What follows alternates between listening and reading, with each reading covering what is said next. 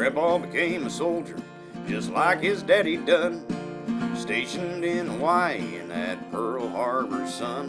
When fire came down from the sky and many men did fall, he pulled some from the wreckage, but he couldn't save them all. But he took a bullet to the chest, he said he wouldn't make it long. Time was running out and hope was almost gone, when a nurse stepped in and said, "Now boy, don't you lose this fight."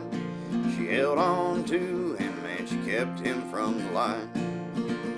And his hands told a story about all the things he'd done, about the lives he saved and the woman that he loved. Right there in that moment, it was crystal clear that her hand fit into his like they were built by an engineer.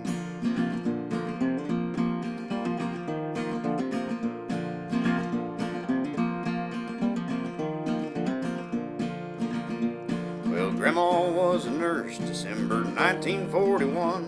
When the fighting was over, her work had just begun. The rooms filled up with soldiers, some were lined up down the hall. She did her best to help them, but she couldn't save them all.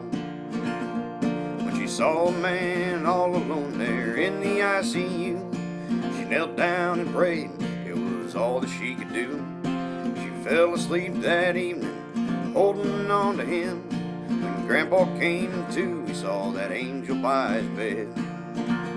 And her hands told a story about all the things she'd done, about the lives she saved and the man that she did love. Right there in that moment, it was crystal clear that her hand fit into his like they were built by an engineer.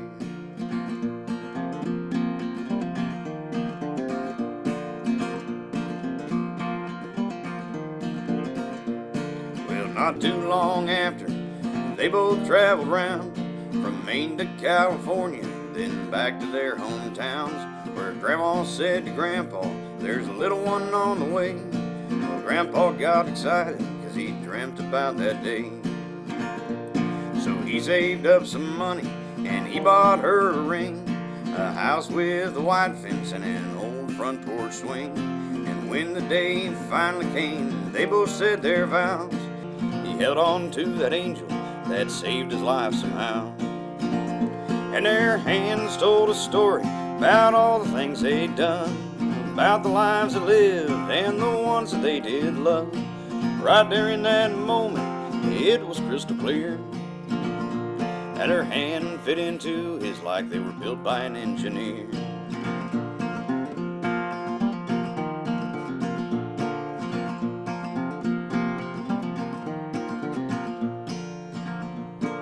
Many years had come and gone since he said I do. Gray hair and wrinkles and a few worn out shoes. The children had grandchildren, they would play out in the yard. Grandma roll out some dice, Grandpa dealing up the card. When they took ill, they were at the farm and the family gathered round. Playing on the radio was an old familiar sound. When Grandpa looked at Grandma, said, "Everything will be all right." He held on to her as they walked into the light. And their hands told a story about all the things they'd done, about the lives they lived and the ones that they did love. Right there in that moment, it was crystal clear that her hand fit into his like they were built by an engineer. Yes, her hand fit into his like they were built by an engineer.